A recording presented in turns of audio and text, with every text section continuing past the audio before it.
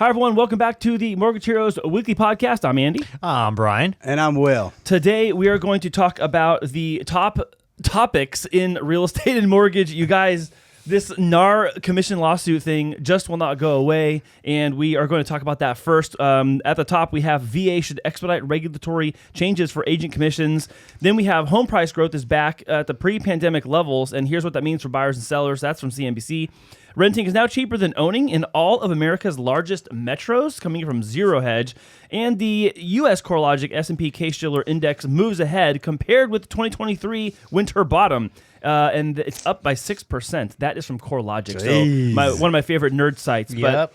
But we are going to talk about the NAR lawsuit first, because as we do a lot of VA here, predominantly VA with purchase loans and cash out refinances and the VA IRRRL, we have to talk about this first and foremost. Yeah. This article is coming in from Housing Wire, and this the title is VA should expedite regulatory changes for agent commissions. And this is coming from the CHLA, the Community Home Lenders of America. Okay, so really quick, I think it should state more VAs are getting screwed. New title. VA borrowers getting hosed. Yeah.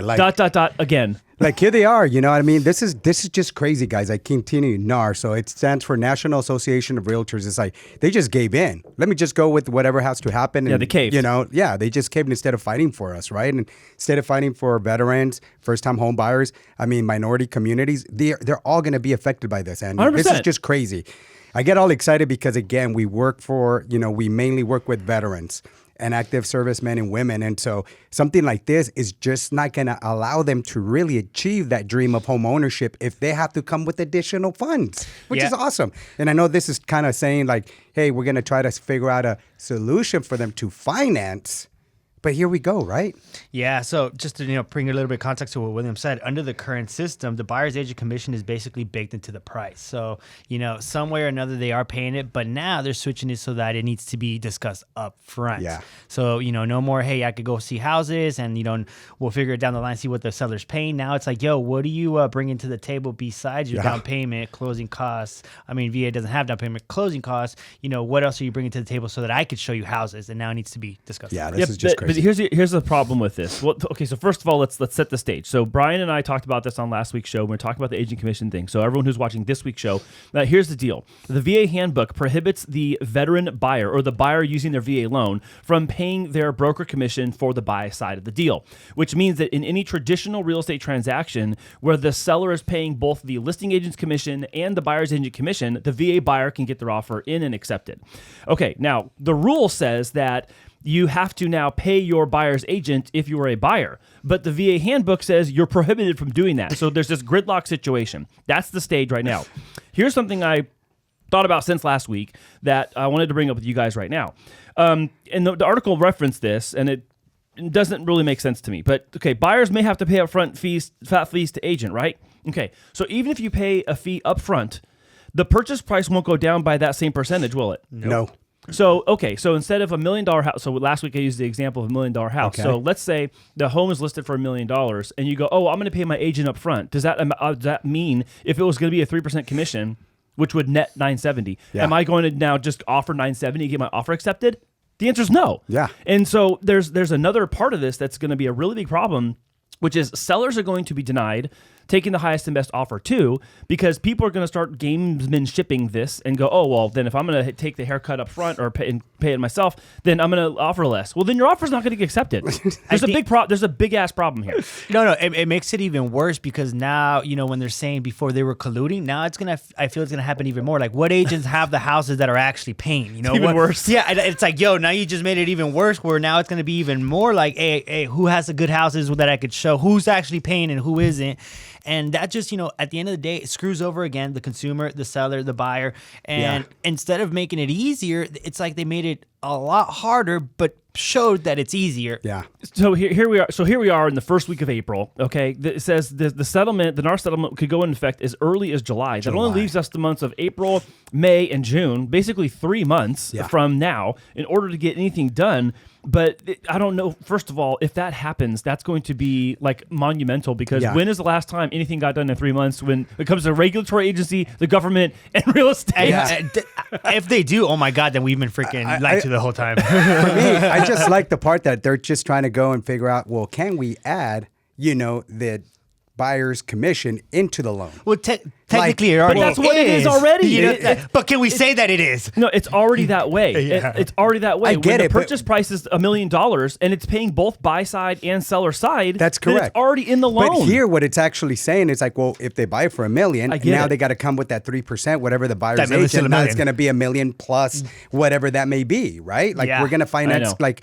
Like how it is kind of like 101, the LTV is going to now be over 100%. That's correct. Yeah, exactly. Right. That's correct. Right. So now Right now we're asking them, not only are you tacking on the VA funding fee when you're active, right? If you're using it for the first time, it's 2.15%. In addition to that, whatever the buyer's agent, if they're doing 2%, well, Add another 2%. that's what this is saying here. Basically. Like they're trying to figure that out here.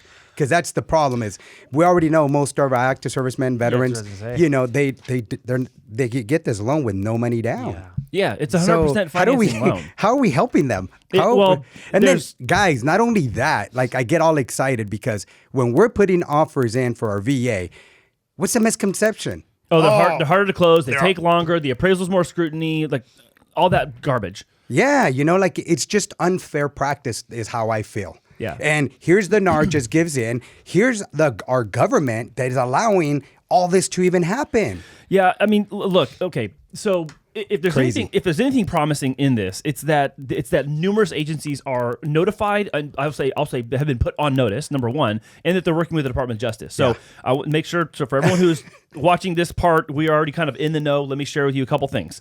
So back in December, the CHLA sent a letter to regulators and administrators at the Federal Housing Finance Agency, which we call FHFA. They also sent letters to Department of Housing and Urban Development, HUD, and the Department of Agriculture, which is USDA, and the VA, and the Veterans Administration. And they're currently working with the Department of Justice to determine any potential implications for veteran borrowers and is committed to ensuring that veterans are neither disadvantaged in the home buying process nor overcharged. So this is going to be an exception. And Brian and I talked about this. It's going to ultimately probably end up being that, where there's going to be an exception to the rule congruent to or pursuant to the new NAR settlement of 2024, starting effective July 1st, 2024 is going to be this whole thing. And I think it's going to be the exception where VA buyers will be able to have their agent paid through escrow because it is going to be a lot quicker to just make an exception than to change the entire rule in the handbook. Yeah. It'll have like a little asterisk. So this reminds me kind of like on the loan side when, buyers can't, on the VA side, the buyer can't pay for, an origination fee discount points above 1%. Correct. So now I feel that they're going to either cap how much they're able to tack onto their loan, which again, in a way puts the buyer at a disadvantage because now if they're only able to tack in 1.5%, the buyer's going to be like, yo, I don't know if this is even worth it for me still, and maybe not want to work with them, or in a way just kind of, No, well, I mean, I can understand there might be some attitude, but again, this not is directly, but indirectly. Yeah, but remember this in the VA non-allowables conversation of the things that the veteran borrower is not allowed to pay for. There's a limit for that too. Yeah, there's a limit for closing costs and credits. Of course. So then, if that gets lumped in there too, they're going to also have to change that rule. That's what I'm saying. Allow for there to be more credit I allowed. doubt that they're going to. This is just like kind of like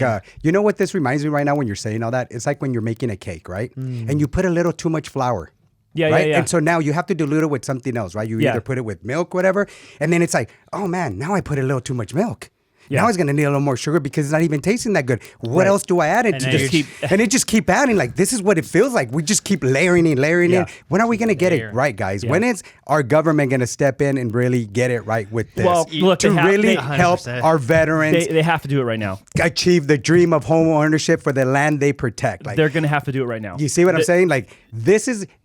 like you just said, we got May, April, May. Go May. Let's start with the month we're in, April.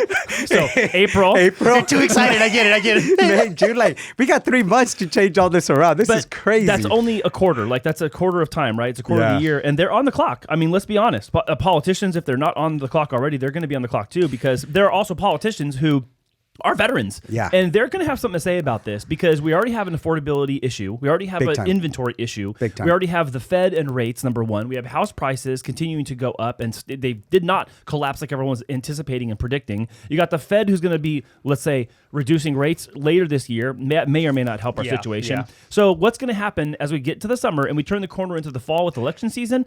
There's going to be politicians on this. If this is not solved before July 1st, this is going to be a hot topic. I guarantee it. And here comes a tax relief credit too, right? That's going to supposedly inspire and encourage buyers to come on. But again, that's a back Right end. before That's a back election end time. deal. How You convenient. You still have to show up with all the ability to become approved and then get your offer accepted and all that before you can even have the reward of the tax credit. And that's what we were talking about last podcast, where if this doesn't get solved, it's going to be the one thing that actually unifies everybody, because everybody sees housing expensive like the same. There's no hey, everybody knows that shit's expensive right now. Yeah, and everybody expensive. wants relief some way or some other. So if this isn't solved, that's going to be a huge grab. No, for anybody absolutely. that brings that Everything up. has to do with inflation. You go to TGI Fridays, that hamburger that's there. Do you think that TGI Fridays, when inflation starts going down, do you think they're going to change their dollar menu and re-laminate their menu, right? on the contrary. Wait, They're hold going on, to be like, bro, this is the new norm, right? Everything's So- just going to be expensive. It's going to be the way it is. This is the new norm. Adjust. Make more And that's how money. I feel like all of this is like, this is going to be the new norm. Let's just adjust to this now. I want to make sure I understand that on the show right now, we are pivoting from using the dollar menu as a metaphor, and we're going to TGI Fridays No more of that. burger meals. Exactly. Finally, it doesn't exist. Might as well just go to. Because I went the other day, to Jack in the Box, see if I can get a $1 taco so anymore. dumb, They're dude. so gone now. They're $2.99 now. Yeah. Hey, this fool's not a Jack in the Box, you guys.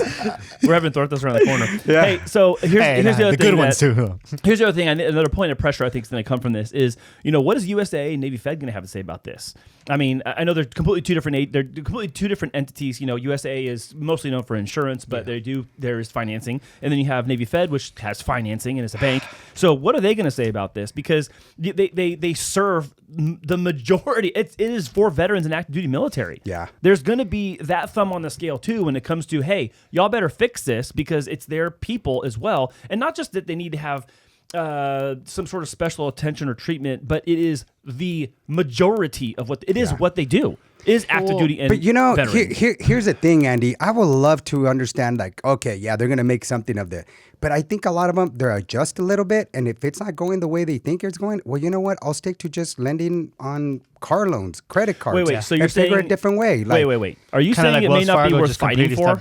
No, I'm not saying that it's not worth. What I'm saying is a lot not of you. times. Are you saying that they might feel that it's not worth fighting for? Yeah, I feel like sometimes you feel defeated. You saw Wells Fargo last year saying that we're no longer going to even perform mortgages. Yeah, that's true. I mean, because the that's fair. CFPB always continues to come over here and then just sue him for any odd reason. Well, hold on. When who Wells implements? Fargo, not any odd reason. Wells Fargo did some shady crap. That's not entirely. I get it, but everybody becomes like the guinea pig, right? Who Well, they give who the can I go and is example. just going to release me some money right away? If we need some funding right now, who do we go after? Well, I mean, Well- that makes sense. Like the NAR, they just said, "Oh shoot, we are doing crappy shit.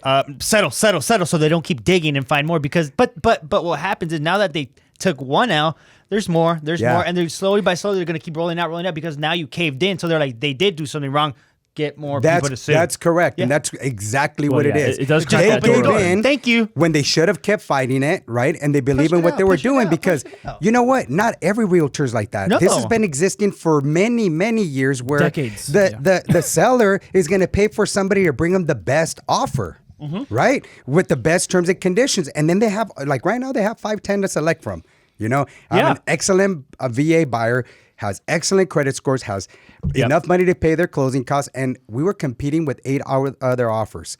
Guess whose offer is not being looked at? VA. Yeah, the VA offer, and we talked about that last week. We talked about number one, the sellers are going to be denied Not cool. maybe the potential offer, but then also the other like force factor is that people are going to get creative and do stuff like outside. They should not be doing things outside escrow, but That would there's be people that are colluding going to now, right? probably start doing that.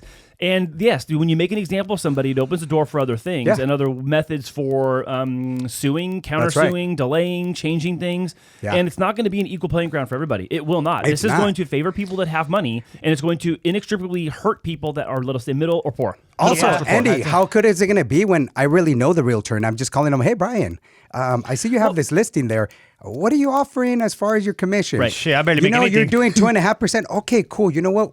Would you go with my offer if I do it for 2%? Yeah, but here's the thing. That's more colluding right there. That you is. know? That's what I'm That saying. is. That now everybody's It's gonna be crazy. that they're gonna be having that conversation outside of the office. It's They're nuts. gonna be. It's gonna be like, yo, are you bringing something to the table? If not, don't even fuck with me. But Yeah. here's the thing: Yeah. is in the Excuse my end, language. the buyer still has to make the offer, and this is what we're talking about. Is like the whole argument about this NAR lawsuit is that agents are steering buyers to places that have higher price points, not higher commissions. So they misstated in the article. Oh, they pay a higher commission. It's 3% over here. It's 2.5% over here. So here's my argument to that: I take you to the house that's got a 3% commission, and then I take you to the house at 2.5% commission. You hate the dog that's at the 3% commission. You're like, oh, that house is a dog. I don't want it. And you love the one at 2.5, and you're willing to like sell an arm and a limb and a leg in order to buy the one at 2.5. Guess what? As a buyer's agent, I'm going with whatever one's going to close. So the idea that, oh, I'm just going to always take the person to the most expensive or the one's paying the most commission, and that's the one you're going to love. That's not congruent either. People are going to buy what they want to buy. The commission is going to be the commission based on what the listing agent and the seller agreed it should be. Yeah. Very interesting, guys. Pay to Very play. interesting. Obviously, Again, not I too get heated. it. Not too heated about it. Is there Again, steam I coming get off my head? excited because I'm so passionate about our veterans, you know, and then, you know, this is just, but here we go. So here we are. No solution. right. Definitely a problem. And at least Yes. it sounds like they're making some effort. But look, they're on the clock, guys. The clock is that. ticking, and we're gonna have to see what They're happens. So they're saying help, but it's not help. Yeah. I like that. we'll see. It sounds like they're getting us some sounds help. that It they're sounds like, quick, put something together. and I don't know. And look, I silly. could be wrong, but I will say this on the show. I think you're Watch, right. they're gonna they're gonna announce a solution at the 11th hour and be like, oh, we just by the skin of our teeth, we saved the Yeah. day. Just like You know, every single watch. time when the budget gets done right at 12. Yeah, right at 11 oh my God, we figured it 11:59. out, guys. Yeah. And you know, 11:59 the night before. we're not the ones that invent these rules, right? These rules are given to us by the governing laws that we have in place. Just like homeowners insurance right now. Bro, they're the ones that are telling us to insure, otherwise we don't have a loan, right? Right. But yet we have to have it, and we have companies that don't want to insure us. Correct. I know it's another topic, but No. it's very similar in the sense that, you know, we just keep getting sidetracked But with these things. to your point, they said I'd rather stop doing policies in California. Yeah.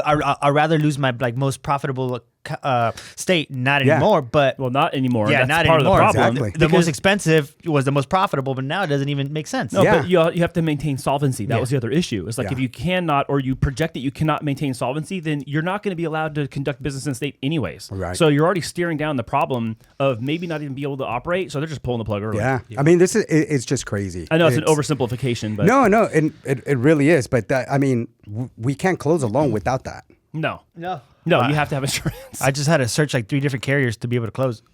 Hey, only 3? Only 3? Bravo! You know, because I'm seeing more like 5. On average, you got to go with 5, 6. Oh, man. It's crazy. Yeah. Different topic.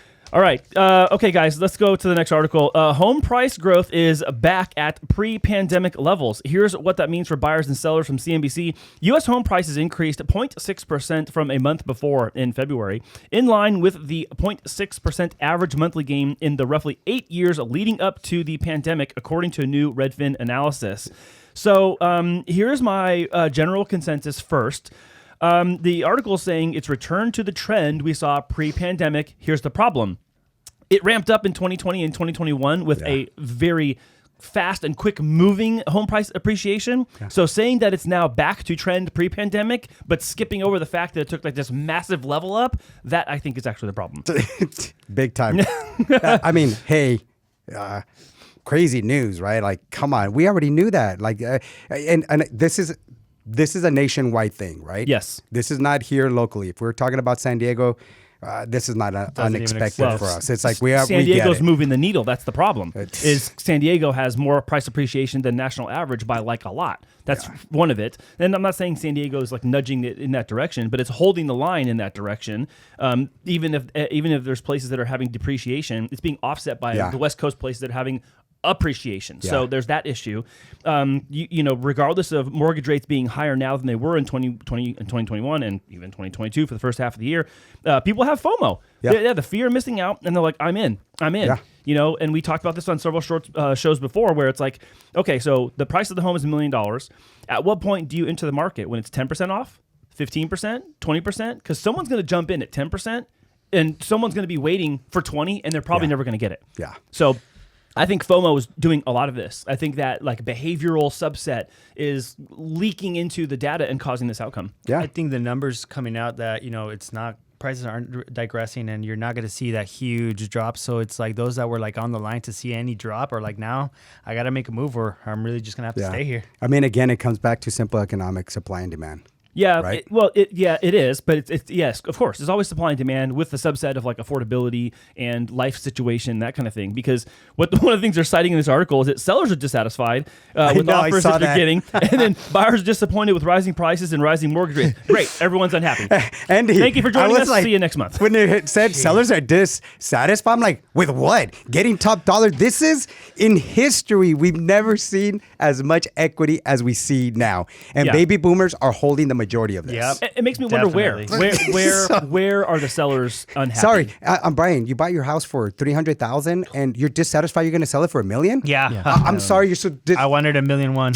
I don't think those are the people we're talking about. But my question is, where is this happening? Because I know here we don't find dissatisfied sellers. No, I think where it becomes dissatisfying is, let's say you buy your house for $500,000 and now you're selling it for at least 1.2, right? You have $700,000, but that similar home that you're selling is around that same price range 1.2. or maybe a little higher, Yeah. right? And so now if you already paid down your mortgage and you're owing like $2 and you refinance and your payment's like $3,000, well, now I'm going to put $700,000 into that 1.2 finance file, your payment's still higher. Yeah. Right. So does it make sense, right? Unless I really have to move. So a lot of people, I think that's why they're holding back, hey, and maybe that's what I think maybe may be dissatisfying because the numbers aren't making sense. Well, it's they know they need a definitely move, but the next move isn't financially like, what? I'm going to pay more. I paid off my house. My house is damn sold and I have to pay more. You're selling at market rate. You're buying at market rate. You're selling and you had a 2.25% or a 3%, and now you're buying at 6.5% or 7% or whatever. The good thing about it, that part. Yeah, the good thing about that and going through all this is we're also seeing sellers kind of being a little more like understanding. Well, these are the new norm, right? It's like kind of like going to that McDonald's. They're paying $20 an hour I now. thought we were going to TGI Fridays. No, now. on TGI Fridays, we're going to pay more for that hamburger. Dude, that's the new norm. Too expensive, right? I think that's now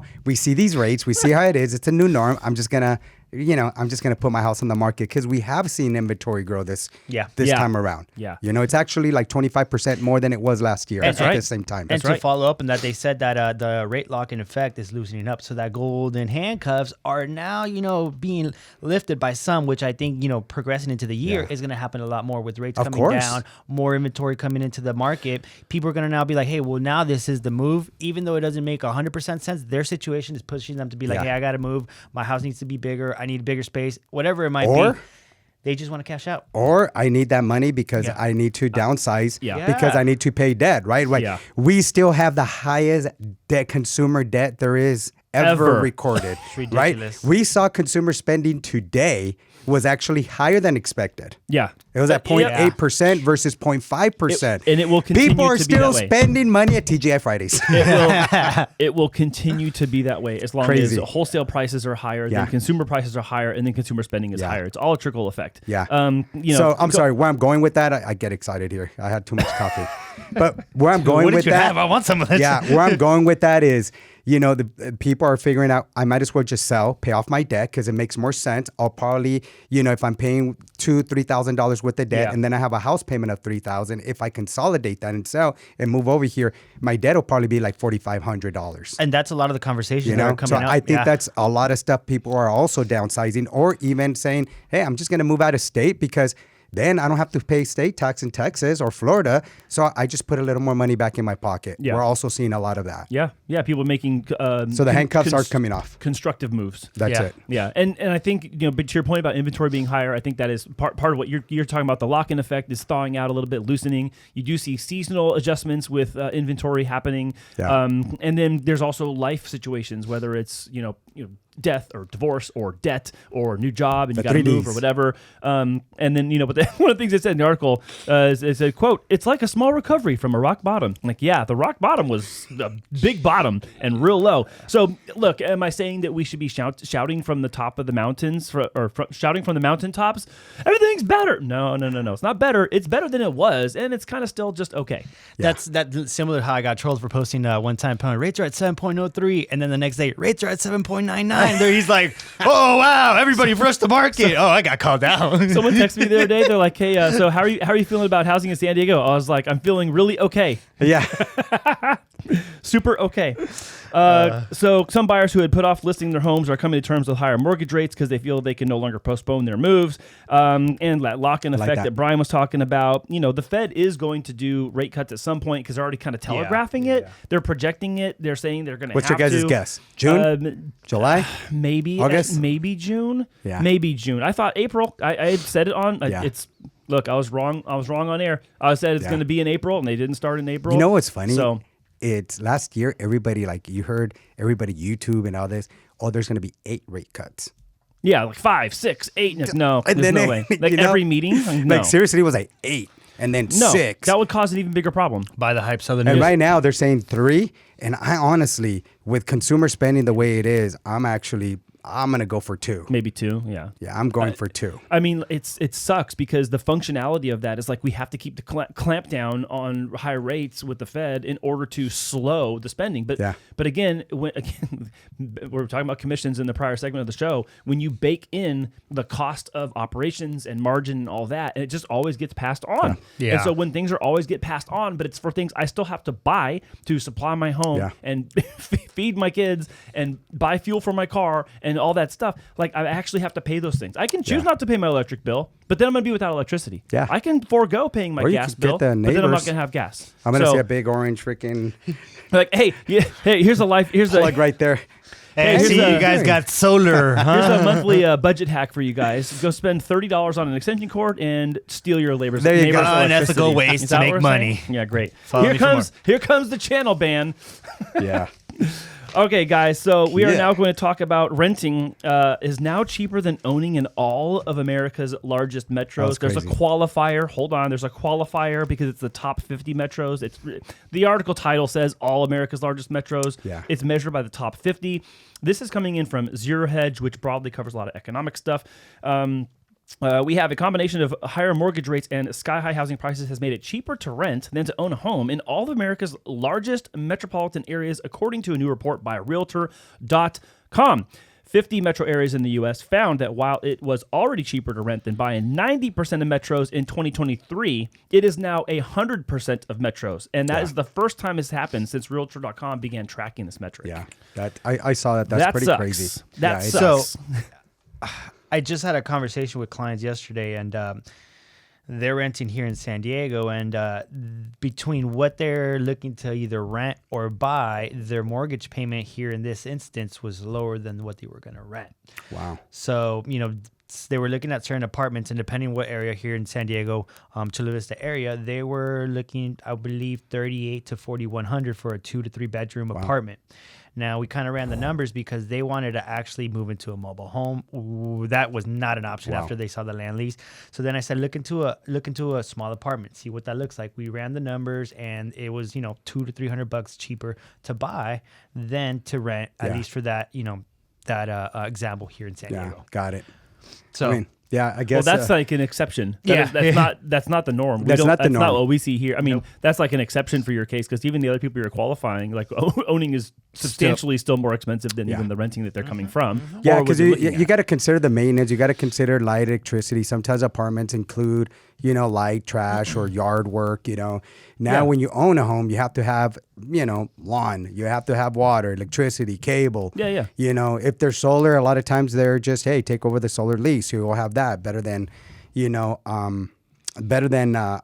paying for electricity, which is pretty expensive. Well, here in California, they changed that rule. So starting July is going to be a different story. It's going to be based off your income, which is pretty nuts. Yeah. Us Californians, we just keep getting these rules and regulations. It just keeps getting screwed up. But no comment. Different topic there. But, here's the thing. Emphasis on the com. If you ask anybody that's owned or investors, owning is the way to go. I know right now those numbers are not making sense, but the time in the market, eventually it will. Especially when we just saw in the previous article that, it's appreciation is growing by 5 to 6% if you do that math. And it's like when you're renting and you move out, you got nothing. Right. You lost on that, Yeah. But when you're owning, you earn that appreciation. And then since you're in a 30-year fix, you're also paying down principal. Yeah. Then it goes further. All the interest and the property taxes that you're paying for owning that property is also a tax write-off. Yeah. So now you could actually take a little more home. So it's going to, sometimes right now it's going to be difficult. It'll counterbalance what they're saying, but the longevity is where you reap the reward. Yeah, this to me comes down to cost versus value. So, when you're renting, you're going to have a cost with a zero value, other than having a roof over your head. And I'm not going to, undermine that. So you're going to have cost without maybe any value. When you're owning a house, you might have an increased cost, but you're also going to have some sort of future value on that because you own it, you can sell it, you can use it and leverage it when the market is in your favor, like we've seen it become for people who, let's say, took the risk of buying in 2020 and the risk of buying in 2021. Or the risk in buying in 22 and 23. Because here's the thing. You look back in the rearview mirror just a couple of years. Can you point at any point in that, or can you point at any month or in any of those years I just mentioned where someone didn't feel like there was risk? Yeah. No. There's risk. Always. There's going to be a risk in 24. There's going to be a risk in 25. Yeah. The question is, for the cost versus value assessment for yourself, are you willing to take the risk? Correct. And that is really what it comes down to. I understand mathematically that there might be some things that are too expensive still. Maybe there's qualification. There's an issue that we can help with when it comes to reducing your debt to income limit or debt to income ratio, paying off some debt, giving you some suggestions, some advice on how you can get qualified. Yeah. You might have to just give up your car payment for a short period of time and do that in order to get that off your credit. I mean, there's things that we can do to help, but I really do believe that owning is going to be the way to go long term because at least you now sit in the driver's seat of what you can do with that place. So I'm going to be the devil's advocate here. And Please.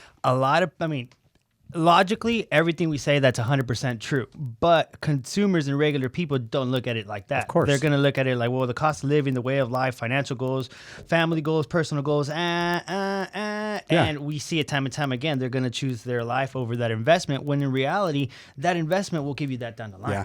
Yeah. And then you also have other people that believe in different investments. Yeah, 100%. Right? And so they look at it like, well, wait a minute, if I own and my payment's $4,500, but I'm going to rent for $2,800, that difference, I can apply it into something else where in my business or in my trading or... But you'd have to do it. Exactly. It's just like anything, right? So for me, I'm used to putting, hey, I'm on a 30-year fix, I'm paying down principal. And what's cool about it is after the first 13 years, you start seeing that more starts going towards principal versus the interest.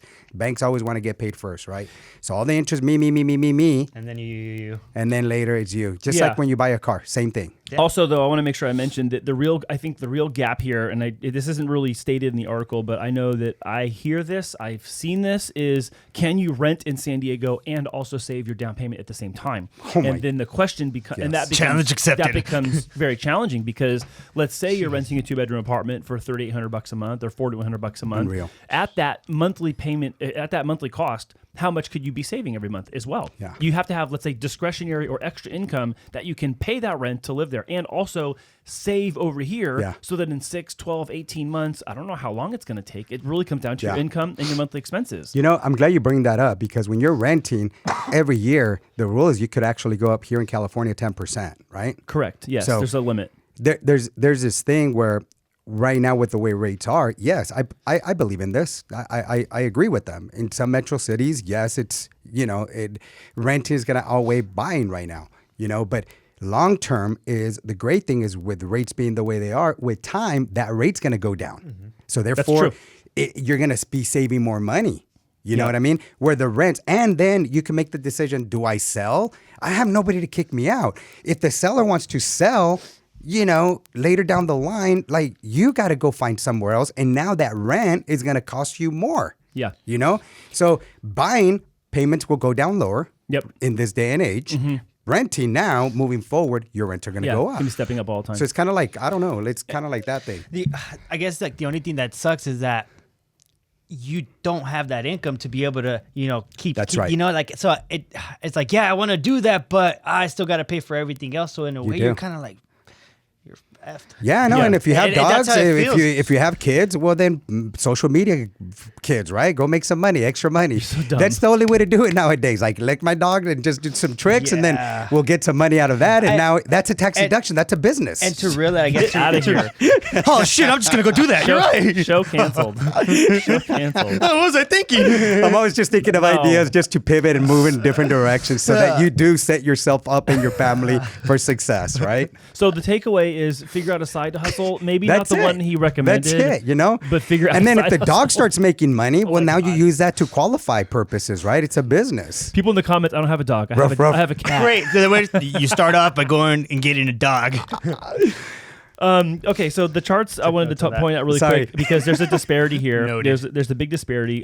There's this chart that talks about the average rate on a 30-year fixed monthly mortgage and then the median sales price, and they are going in the opposite direction. So we Yeah. look at, let's say 1980. I kind of picked a spot on the chart. Crazy. I picked 1980, and you look at the median sales price of the home was below 100,000. Yeah. But the rate was in the teens. And therefore, that monthly payment was kind of aggregate of that, right? It was proportionate to that. That's crazy. You fast forward to 2020, well, you see that rates were at the lowest they've ever been in the last 50 years. And then you see prices spike in 2020. So there is a correlation to this for sure.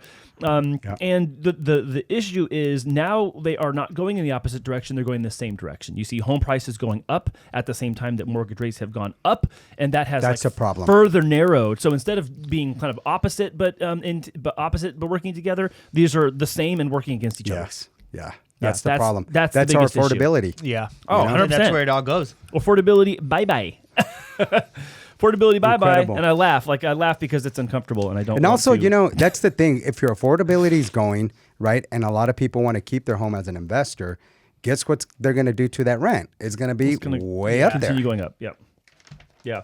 Well, Funny. unfortunately, first-time home buyers and maybe younger buyers are going to be stuck on the sidelines until they can either overcome some of those monthly payment I saw that. objections or Yeah. just the actual affordability of the approval process itself. And On paper, you got to pass the I test. saw that it's higher, right? I saw that last year was 35 years for Yeah, the first time that's home going buyer up. to buy their So home. you're talking on about their average. median age. Yeah. That's what I was gonna say when you were saying like, oh yeah, like you could pay that right now, but when you're paying like, let's say 60,000 for just your mortgage payment and you're making 70,000, it's kind of it just doesn't make sense. You don't no, qualify. you're not even You going to don't even qualify. qualify. Yeah. And then even like I've had people that are making like 110K and they're still kind of like because of their debts that they're carrying as well. And then, so here's the thing: when we took our NMLS class, right? oh, don't even get me started on debt to income. What was the debt to income ratio? on that? 26, like low, 29, like, no, it was like 28, 20.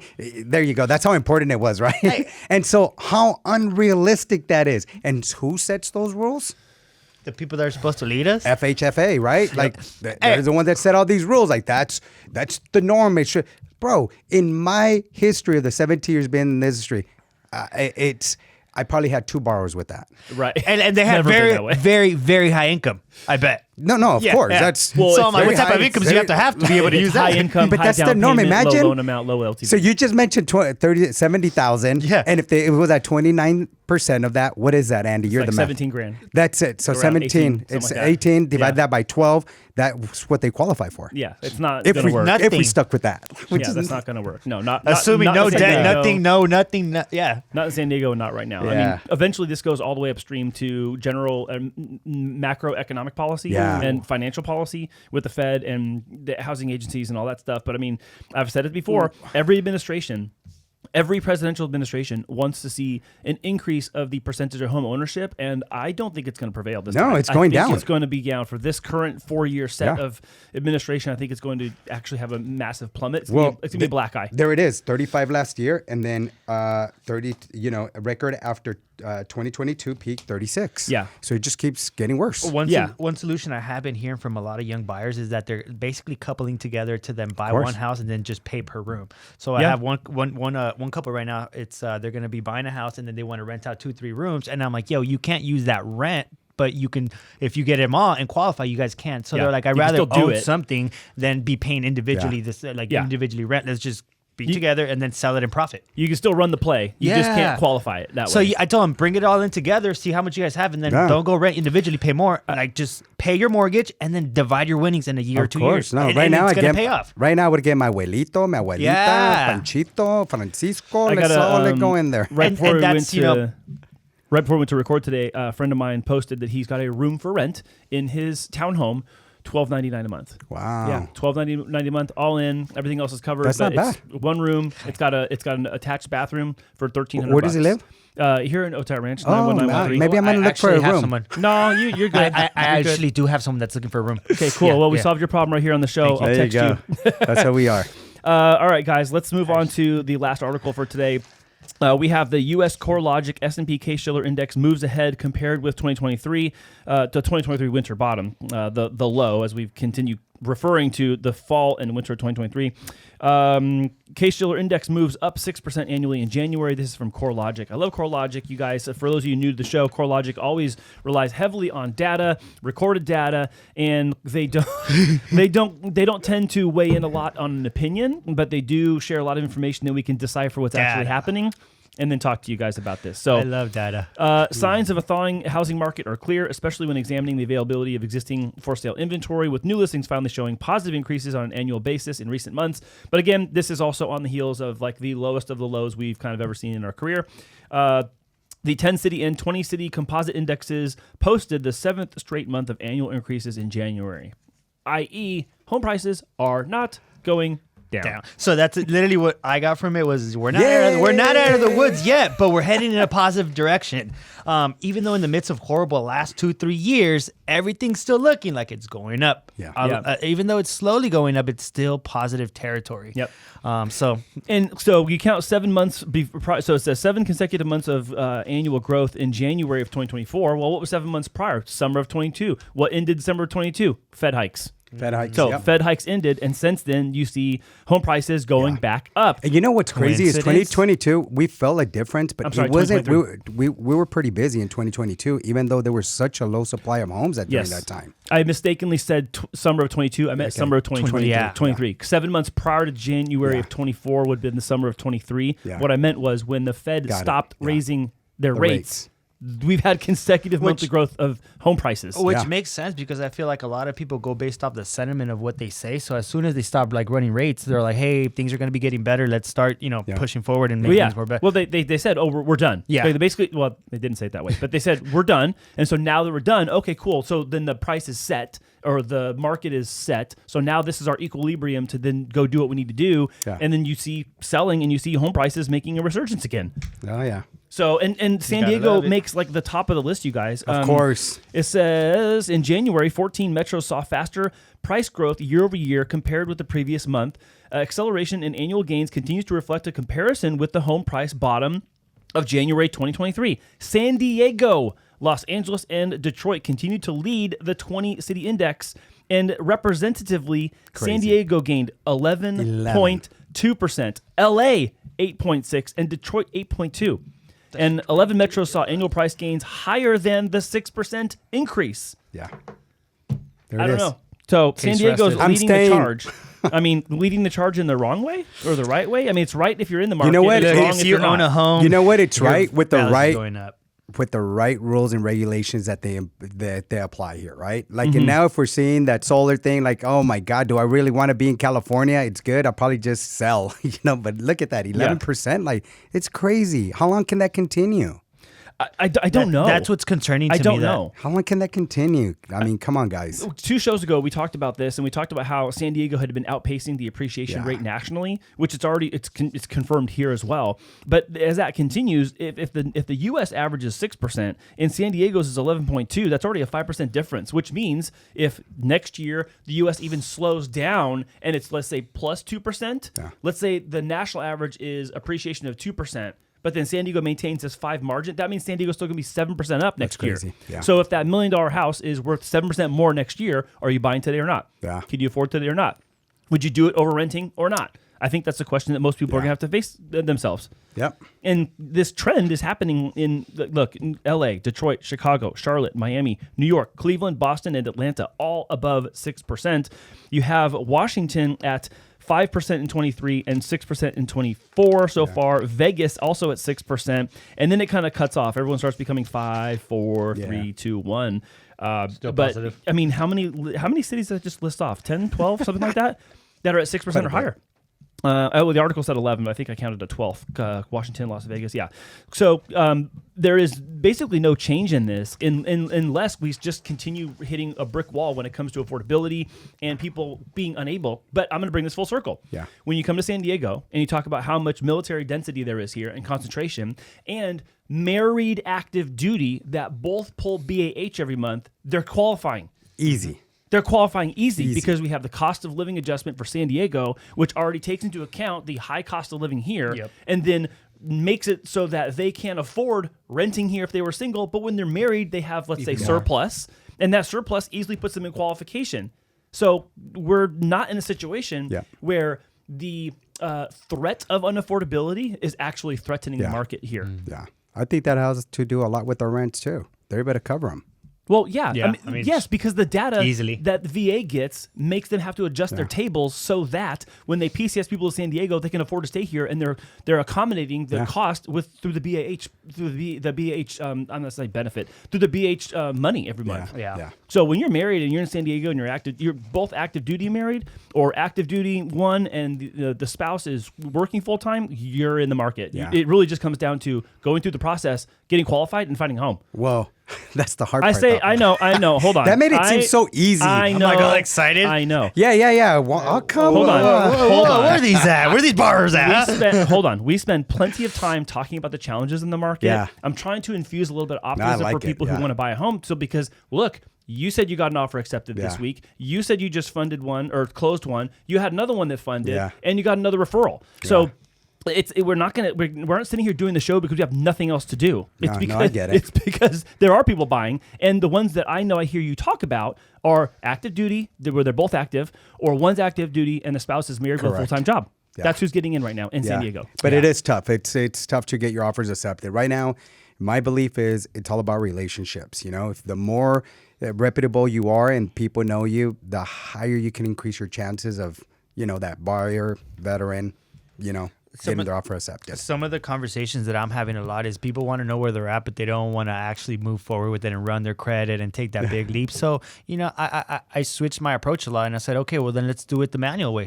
Tell me what your debts are. Tell me send me your documents. I won't run your credit, but at the same time, if your debts are what you say, then this is more or less what you'd be approved for. Yeah. Now, when you run the numbers, it could be different, but that's giving people the confidence to be like, oh, you know what? It looks a lot better than what I thought. And because of that, they're like, hey, here's my documents. Now I actually want to go forward with it, because once you're actually doing the numbers, breaking it down, and you run an analysis of what you're paying in rent or what you could be paying on a mortgage, like you said, down the line, it starts making more sense. You just have to take it right now. And unfortunately, look at it like an investment of time, of money, of you being responsible with your payments and, sticking to it. But at the end of the day, once rates come down and you get into a property, you're going to have so much more pivot room and more levers to pull than if you're just trying to get into the market. The best quote I've heard when you saying that is knowledge is power. Yeah.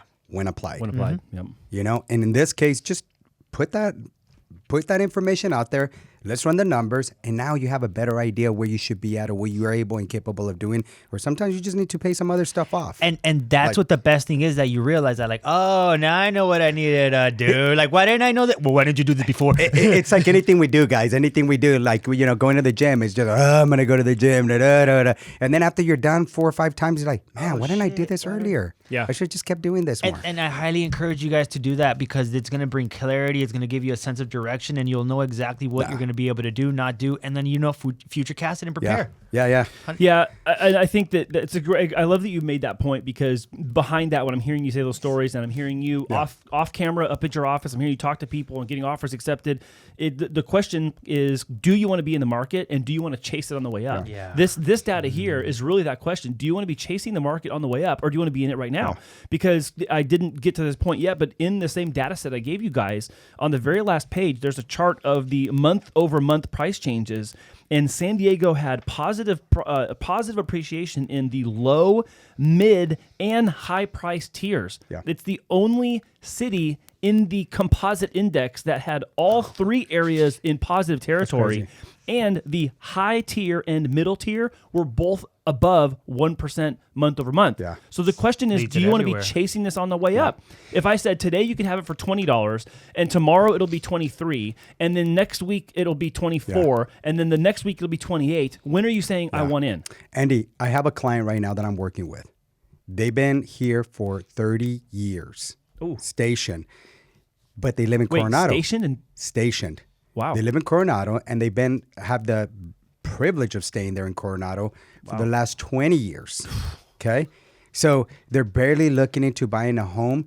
And what do you think they tell me right now? We should have done it when we first got here. Exactly. Oh my God, that hurts. That hurts. And those are the things. There's a lot of times that, listen, This is data. This is not being invented here. This is true data that's being gathered, with what homes are available, what they're selling for, et cetera, et cetera. These are the true market trends that are happening. So if you're in San Diego, we're not trying to influence anything. We're just trying to make you not regret certain things that you should have and were able to do, but you didn't do them just because, I'll do it next week or I'll do it next month. Just get it done. Yeah. Just go out there and get it done. Don't miss out on the opportunity. Opportunities are here to stay. And again, I always keep repeating myself, but it's time in the market, just like anything else. It's time in the market. Especially 100%. If you're going to stay here. If That's your right. life, if your life is already leaning in the direction that you're going to stay here, then you should be here and you should probably get a place here. That's going to be the way it is. Because I honestly feel like there's not going to be a huge significant drop here in San Diego where, everybody, and even if there is, it'll be a slight dip. People will, fill that dip real quick and then, continue its course right back to where it's at. I mean, we're going to go to the simplicity of things. Supply and demand. Yep. There's no supply, guys. Yeah.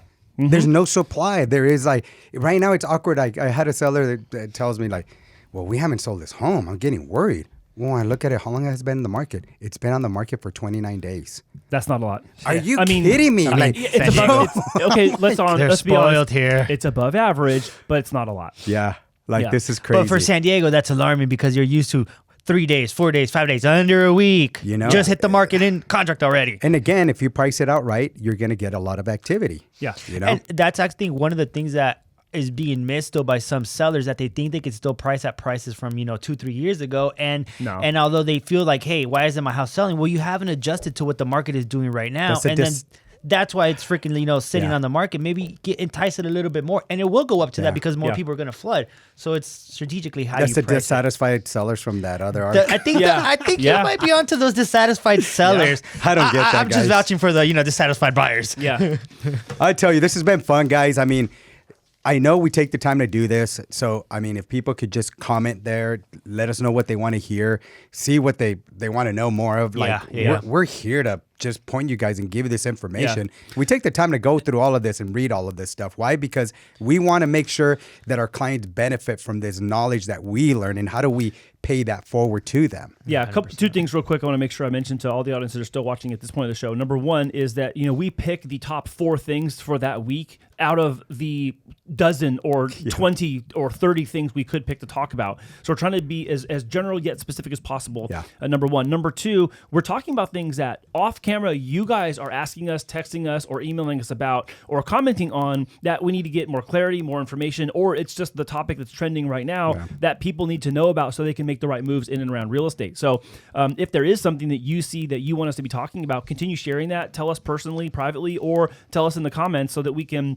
bring that to the show and unpack that for you. Yeah, even if you don't like it, I didn't like that part. It just let us know what you feedback think. is good for us. Well, we've been getting a lot of traction with some of our Friends and Mortgageers episodes, talking with Peter Carlstein, who are our friend who does property management, with Sofia Gallardo, who does our trust and estate attorney. We've had a lot of traction with, our friends who are realtors and real estate investors and their stories. So I get the chills just thinking about it because it's been fun. There's a variety of people that have been coming through the show and talking with us, and it's fostering a lot of different conversations that are connected to you guys when these cameras aren't rolling. That's right. And I hear people talking to you.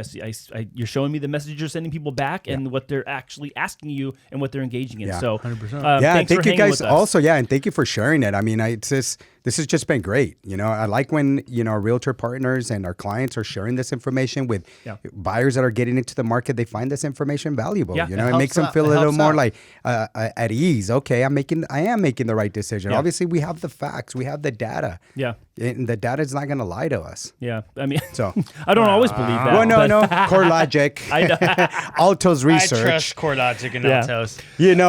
When our Fed comes out, I was like, who's he going to say now? Yeah. All right, quick out. Memo, what's your favorite part of the show? My favorite part of the show is actually going to be the renters, how the rents are high. I love that stuff, breaking that stuff down, because I always want to make sense, the long-term effect. Yeah. What you're going to miss out on the long-term effect. Yep. And so this just kind of gives me that time that I was able to talk more about that, Yeah. And then I'm going to just say my second one was VA. I just keep thinking they're getting screwed, man. I don't like it. I don't like it. Yeah. Especially when VA is the type of loan that less people foreclose on.